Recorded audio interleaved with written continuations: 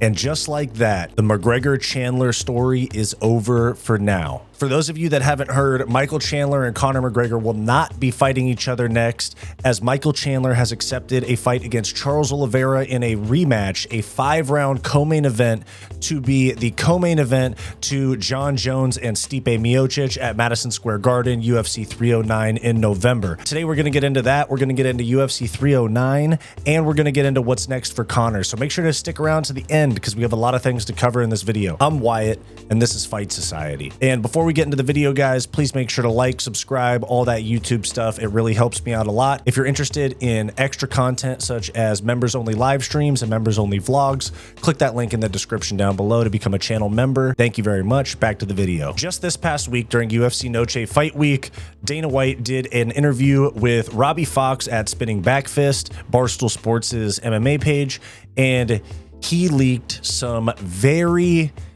surprising breaking news. And when I saw this, I had a feeling that an announcement for Chandler was going to be coming right after that. So that makes sense why we got the UFC 309 co-main event Charles Oliveira fight announcement the very next day. And then they ended up announcing the entire UFC 309 card as well last night on the Noche UFC broadcast. We will get into that as well. So first off, here is Dana White breaking the news that Conor McGregor versus Michael Chandler will not be the next fight for at least for Michael Chandler. It could still be Conor McGregor's next fight, but Michael Chandler will be fighting Charles Oliveira in his next match. Where the fuck is Conor?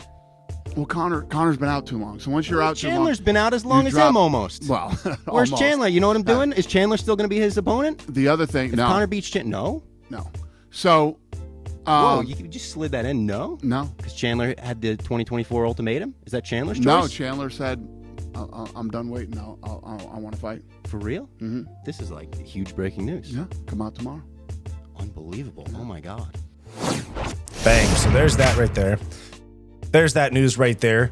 We have Chandler versus McGregor off, Chandler having a new opponent. And then it was revealed the very next day that we'd be getting Oliveira Chandler 2 as a 5-round co-main to Jones and Stipe. Well, first off, let me get into what I think about the card as a whole. I'll go fight by fight because they did announce the entire UFC 309 main card and featured prelim last night. So we take a look right here and we have on the MMA subreddit the full main card and featured prelim for UFC 309 on November 16th at Madison Square Garden. First off, we have the long-awaited, not because we're excited for the fight, but because we're excited to get this fight over with. Jon Jones versus 8th ranked, hasn't fought in 4 years, Stipe Miocic for the UFC Heavyweight Championship. Tom Aspinall has already said that he is the backup fighter for this fight. If one of these two between Jones and Miocic pulls out, then we're going to be seeing Aspinall against Miocic or Jones, potentially on short notice, which would be very interesting.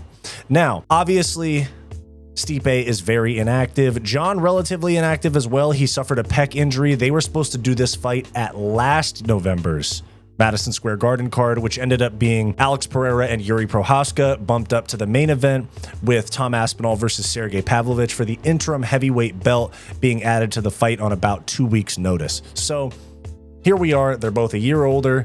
We're a year less excited about this fight, but it's still taking place. My early prediction for this fight is that Jon Jones is going to play with Stipe, in my opinion. I think he's going to submit him in the first 2 rounds. But if Stipe, it'd just be a great storyline if Stipe just throws some nasty overhand and KOs Jon, and then all of the UFC's plans are fucked, and then Stipe just KOs Jon and retires with the belt. It'd be awesome. So Jon Jones versus Stipe, my early prediction is absolute domination by Jon Jones and probably retirement. I don't think he's going to fight Tom Aspinall. We move down from there on the card to the 5-round co-main event, a lightweight fight at 155 pounds, Charles Oliveira versus Michael Chandler, rematch of their UFC 262, I think it was, their title fight for the vacant belt after Khabib retired all the way back in 2021. All right, so with this fight, I am going to lean heavily towards Charles Oliveira. Now, their first fight was competitive. Michael Chandler almost finished Oliveira in the first round. Oliveira came back and got a second round TKO to become lightweight champion. But here's where I think that the gap is going to be much bigger in this rematch, is because Charles Oliveira has been fighting young guys, high-level competition. He's been active. He's fought Islam. He fought Beneil Dariush, and he's coming off of his fight at UFC 300 against Arman Tsarukyan, which was very competitive. Even though he lost, he did go up against the next number one contender, the next title challenger to Islam Makhachev, who is young, very athletic, very talented, in his athletic prime. And he hung in there very well, almost finished him twice with the guillotine, which was very close in the first round at UFC 300. And then the Darce choke, which wasn't as close. But in the third round, he almost got Arman Tsarukyan with that Darce choke. Now, the reason I think this fight is going to lean so heavily towards Oliveira is Chandler hasn't fought since he lost to Dustin Poirier like 2.5 years ago. I'm pretty sure that was Chandler's last fight. Let me check. Yeah, so Chandler's lost 3 of 4. His most recent win was the Tony Ferguson knockout, and then he lost to Dustin Poirier on the Adesanya Pereira card where Pereira won. So we're a long time removed from Michael Chandler being an active fighter. He was prepping for 170 pounds. He was prepping for a very one-dimensional opponent in Conor McGregor, if we're being honest. Now he's going up against a guy who's beat him before, has been fighting actively, has been fighting and ready for 155 pounds, and has a lot more tools in the toolbox than Conor McGregor does. This is Charles Oliveira I'm talking about. So my early prediction for this is going to be a early finish, a first 2 rounds finish for Charles Oliveira. I think that Michael Chandler is maybe going to fight Conor again at some point, but at this point, I'm leaning more towards them re-signing Nate Diaz and doing that fight. So we'll get into Conor later. There are some options for Conor. There's even some non-UFC options for Conor if he was to get an exemption, but we'll get to that later. Now we move down the card from there. Bo Nickel getting a big step up in competition. This is not Val Woodburn. This is not Cody Brundage. He is fighting Paul Craig, who was just recently ranked at 185 pounds. Now he's unranked. Very talented jiu-jitsu practitioner going up against a very talented wrestler. Paul Craig is very sus on the feet, and given that they're both high-level grapplers, I think Bo Nickel is actually going to go in there and KO Paul Craig early. We move on from there. Natalia Silva, and then actually Bo Nickel is going to fight a ranked opponent after that. Paul Craig is a very nice, like, just was ranked guy, could be ranked with a win type of matchup. So he's going to fight Paul Craig, win, and then get a top 15 guy, probably a guy in that 10 to 15 range at middleweight. Natalia Silva against Viviane Araújo. Don't really care about that fight, but it is a top 10 women's flyweight bout. The top of women's flyweight is already very, very packed, and I don't think that this fight is going to play much of a role in people getting title shots for at least a year, because in my opinion, the top of women's flyweight is so packed. I have a video coming out later this week about fights to make after UFC Noche, and in my opinion, the women's flyweight title picture is pretty much booked up for the next year and a half, given that you have Grosso is going to be 1 win from a title shot. Shevchenko will probably fight a contender, and then you also have Blanchfield fighting Rose Namajunas in November. So there are a lot of people already much higher than Natalia Silva and Viviane Araújo, and I don't think that this fight is going to mean much. But hey, ranked matchup on the main card. I would have switched it with Chris Weidman and Eric Anders. I think that's a more name value main card, but you get it. Diversity hires on the main card. It is what it is. It is what it is. We move down from there. We have Anthony Smith and Dominic Reyes. Both of them has-beens in this division. Actually, I take that back. Anthony Smith never was, but Dominic Reyes beat Jon Jones, and now he's had quite the career spiral, but he did bounce back with a win at UFC Louisville against Dustin Jacoby. Anthony Smith is coming off of a loss to middleweight Roman Dolidze at UFC 303. Atrocious performance. Doesn't want to be in there anymore. He's here for a paycheck so that he can keep his name relevant and still do commentating roles. I think Dom Reyes is going to have a sense of confidence bouncing back with a win. I think that might have like kind of gotten the stress of like so many losses in a row and so many KOs in a row and health problems and all that stuff. I think that win over Dustin Jacoby, where he got cracked and then came back and got a finish, is going to be a huge confidence boost for Dominic Reyes. So I'm going to take Dominic Reyes in this fight by decision. I think Anthony Smith is just going to be a zombie that goes in there and gets beat up, in my opinion. Chris Weidman and Eric Anders. Now, this is an interesting matchup because Chris Weidman is coming off of his eye poke finish over Bruno Silva. Should have been a DQ, should have been a no contest, but he gets a TKO win over Bruno Silva. I believe that was on the Atlantic City card. And Eric Anders, I don't remember what his last fight was. He did just post that he is sober and that he is looking for a new sense of success, or a new direction of success in his career. So shout out to Eric Anders, and he's got a big matchup. He's you know, featured prelim against a former champion in this division at Madison Square Garden. Huge matchup. And I'm probably going to lean towards Eric Anders. I don't think he's the most talented or technical, but he is super athletic, super explosive, and super strong. I think that is going to make Chris Weidman fade. I don't think that Chris Weidman should be fighting anymore, in my opinion. So that's my thoughts on the UFC 309 card. We do have some other things to get into, though, in this video, so don't leave yet. Stick around. We got some Conor news to talk about. So first off, we already have gone over the news that Chandler will be fighting Charles Oliveira at UFC 309. Now, there's a couple things, actually. We already did go over this. Conor and Chandler are not fighting. Now, here is some of the fallout from this Oliveira versus Chandler announcement. First off, we have Michael Chandler, who was present at UFC 306 last night. He did say, this is just another side note, that he was offered Max Holloway for this card, but the fight did not materialize. Here we have, highlighted by MMA Weekly, this is Michael Chandler giving his thoughts on Conor McGregor fight not happening and what he thinks about Conor. For over a year, it was dates thrown out and there was all kinds of stuff going on, but we actually had a contract. I got a bout agreement, I signed it. Conor McGregor, June 29th at this weight, at this venue, and then he pulls out of the fight. So it was the one that stung the most, obviously, but this has happened to me before.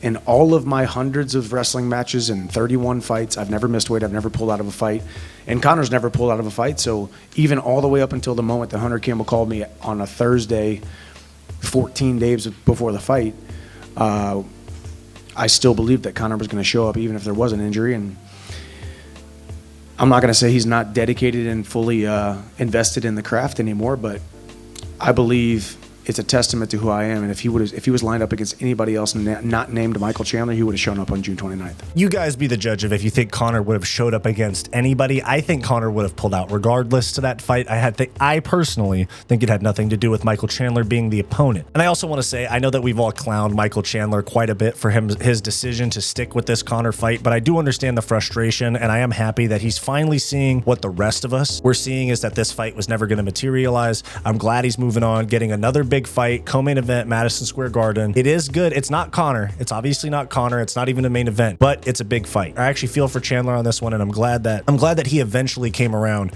to what we were all seeing, because that's got to be an incredibly frustrating position to be in, to have your retirement plan, in my opinion, a $5+ million payday lined up, and the other side, the A side of making this whole thing happen, is not committed. It's hard to get him to show up.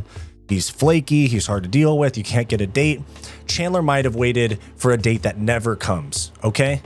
So I think we're all, in support of this fight happening. And I think we all understand why Chandler needed to move on. He should have done fights in between this and then seen if he could still get a Conor fight. But we're here now. He eventually made the right decision, in my opinion. And here's what Conor had to say about this Oliveira versus Chandler 2 fight being booked. You are at in your career right now? I got tested this evening. I got tested today by the Drug-Free Sport Agency. I'm the most tested athlete on the roster by more than twice the amount. I believe I'm tested maybe 13 times. The amount of seconds it took me to finish Jose Aldo, 13 times. And, actually, funny enough, Jose Aldo was number 2 in the testing. I think he's been tested 6 times. So I've been tested more than twice all these other athletes, yet I struggle to get a date. So, I've talked to Sheikh Turkey and said, Sheikh Turkey, can you assist me here? As far as Chandler rematching Oliveira, I'm happy with the date. It's November. Maybe we can still do it after, if they're not going to line me out till maybe December, January, February, or one of these dates. Maybe we can still do it. I'm just a bit, out of the loop with it, So all I can do is carry on doing what I'm doing. I test under the testing administration. I train daily, and that's it. Let's see what happens. Hopefully, it all comes to fruition. I know you love this bare knuckle stuff. You said you were trying to be player manager. When's a realistic timeline for you? Like I said, I have 2 fights left. So first off, before we get into this, Conor seems very frustrated that he actually reached out to the Saudis about getting him a booking. Now, I have an idea, because the Saudis have promised the UFC another event late 2024, early 2025, with a $40 million site fee in Saudi Arabia. Now, I've had it in my head that since Sean O'Malley lost and Merab is champion, that they would do that a pay-per-view in January or February of next year, and it would be Merab versus Umar as the main event for the bantamweight belt, given how much the Middle East simps for Nurmagomedovs and the Dagestanis. I think that that's going to be the fight. But considering that a $40 million site fee to come in and do an event, it seems like that would be financial motivation for them to, for the UFC, I mean, to blow some of that cash on a Conor payday. And you know what? The Middle East, Riyadh season, and the UAE, the fights that they do in Abu Dhabi, are very much about spectacle. If you guys have watched Francis versus Tyson Fury, Tyson Fury versus Usyk, and now they were also involved with Noche UFC with the Sphere, which was an entertainment spectacle for a combat sports event. The Saudis are very invested in creating spectacles. I don't think they're all that concerned with getting a title fight on a big card. But you know what a spectacle really is for them? Is Conor McGregor's comeback. I think that makes a lot of sense. I think that if they don't do Conor in the USA, there was rumors about California in January. I don't think that's going to be the case. I think it'll be Vegas first quarter of 2025, or it'll be Saudi Arabia. Those are like the two options I could see Conor getting a fight in. Now, Conor has also talked about the potential of getting to do something else, where he says right here, on my UFC contract, my opponent that I was scheduled to fight has rescheduled another bout. I would love maybe an exemption or maybe a joint partnership, bare knuckle UFC, similar to McGregor Sports and Entertainment and Mayweather Promotions. Some sort of agreement where we can get busy.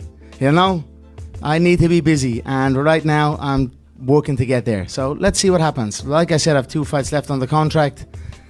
And it's taken a minute, but patience is one of the most important skills a human being can possess, study, learn, and implement. And that's where I'm at right now. So there we have it. Conor McGregor is frustrated to the point where he's willing to fight in bare knuckle in a co-promotion or an exemption. A thought that I have about this, the reason that they ice Conor like this is they're never going to give any fighter, the UFC, they're never going to give any fighter ever the power that Conor McGregor has had over the promotion. He's held himself, their biggest star, hostage with negotiations and all this type of stuff. The UFC, if you guys have watched in recent years, is much more about pushing UFC brand over fighter. Sean O'Malley as a name, Francis Ngannou as a name, everything. It was UFC with people below it. And then with Conor, it went Conor is bigger than the UFC. And then the UFC was just below that. The UFC has been very deliberate in the way that they have kind of rearranged that to where fighters don't have the power to kind of leapfrog them in terms of importance, because Conor doesn't need the UFC. Conor could put on a McGregor Sports and Entertainment card that had bare knuckle fights and random MMA fights with people from his gym, SBG in Ireland, and it would sell. He doesn't need the UFC. But the UFC doesn't want to give fighters that power. They always want the fighters to need the UFC.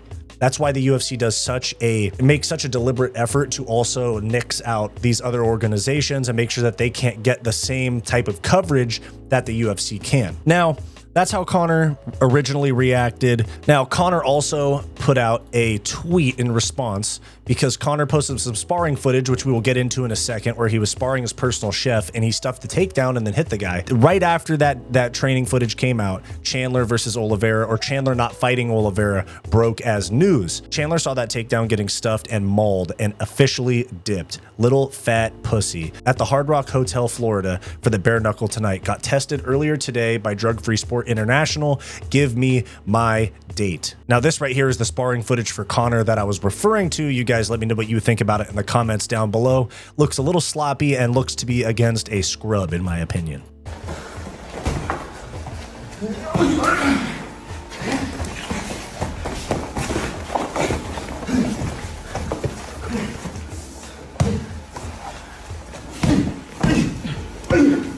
Two minutes left.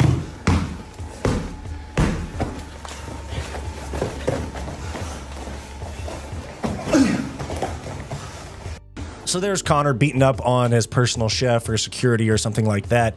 And he looks sloppy. It doesn't look like he's ready for a fight, but that is the sprawl, the defended takedown that Conor was saying caused Chandler to pull out of the fight. So you guys let me know what you think about that down below. But we do have a few other things to get to. Now, this right here is Dana White being interviewed by Spinning Backfist this weekend. And, you know, Conor sounds hungry and frustrated. Sounds like he wants to fight. We'll see if that's true. But here is Dana White saying he is 100% confident that Conor McGregor will be returning to the UFC in 2025. Did that push back Conor McGregor's targeted return? Conor McGregor was always coming back in 2025. Are you 100% confident he's coming back? Yes, I wasn't in 2024. I am in 25. What made you change your mind? I just am. I know more than you guys know, and I'm confident. So Conor was never going to come back this year. The UFC has their own plans that don't always revolve around what Conor wants, and that's a little bit more of them kind of having a dick measuring contest with their biggest star, because they're like, come get this date, you know? Talking about all these things about you want to fight. Well, we'll fight when you'll do as you're told, like Conor said to Chandler. So Conor's literally ready to fight for another promotion. But given that it seems that Conor's going to be coming back this year, we need to talk about who he's going to be fighting. Now, so to my left, we have the UFC rankings, and we have 170 and 155 pounds. We're going to take a look at who is potentially next for Conor. Now, there is a chance that they do Colby Covington at 170. I don't think that there's any story or for it to make sense. And aside from that, I don't see any matchups for Conor McGregor at 170 that make any small bit of sense. So what I think it's going to be is it's going to be a 155er, and I have an idea that Conor's going to come back at 155. I know it was originally scheduled against Chandler to be two 155ers fighting at 170, very similar to when Conor fought Cowboy Cerrone. But I think when Conor officially comes back, it's going to be a lightweight bout. So we take a look at the rankings. You have Islam Makhachev champion. They're not going to fight. Arman Tsarukyan, he's going to fight Islam Makhachev for the belt in his next fight. Oliveira booked. Then we have Justin Gaethje. That's an interesting idea. And then we also have Dustin Poirier, Dan Hooker, and then Michael Chandler's booked. Beneil Dariush doesn't make sense. Max Holloway does make sense, but he's fighting for the featherweight belt, and then nobody else in those rankings, maybe besides RDA. Rafael Dos Anjos and Conor McGregor's history going back to when they were going to fight for the lightweight belt. RDA pulled out, and that's how the Nate Diaz fights happened for Conor. But I really want to take a look at 3, 4, and 5. Those are what I'm going to focus in on. I think Conor McGregor's next fight is going to be against one of those three guys, either Dan Hooker, Dustin Poirier quadrilogy, or Justin Gaethje. I have a feeling that it's going to be Dustin Poirier for a fourth time, but I could see a Dan Hooker fight or a Justin Gaethje fight. So that's where I'm a little bit stuck, because these are all entertaining fights. It's just a matter of who the UFC wants to match Conor up with, because they definitely want to give him a fight that's semi-winnable, but they can't give him a scrub. So Dan Hooker gets hit a lot. I could see Conor putting a mean left hand on Hooker's chin, but also Gaethje and Poirier are both viable options. All three of those guys get Conor a lightweight title shot with a win. They're all in the top 5. I think they're going to match him up with one of these. I feel that it's going to be Poirier, but I want to know your guys' thoughts down below. Those are the only three that make sense. Who do you think it's going to be? Justin Gaethje, Dustin Poirier, or Dan Hooker? We went over a lot in this video. We have the UFC 309 announcement of Oliveira Chandler 2 5-round co-main, Stipe versus Jones as the main event. We also have Paul Craig and Bo Nickel on the main card. And then we have all of this drama between Conor, Dana, Chandler, the UFC, BKFC. There's a lot going on. Let me know what you guys think down below. Does Conor return ever? And if so, who's it against? Let me know your thoughts down below. Hey guys, thank you for watching this video. Make sure to like, subscribe, all that YouTube stuff. It really helps me out a lot. If you're interested in supporting the channel further, then become a channel member today for access to members only live streams, vlogs, and some other members perks. So click the link in the description down below or the join button on our channel homepage to become a member today. If you're interested in some non-MMA content from me, go check out my personal channel, Wyatt's World, and go check out my weekly comedy podcast, What's Up Bro, with Wyatt and Bo. Both of those are linked in the description down below. Go watch this suggested video, and we'll see you next time.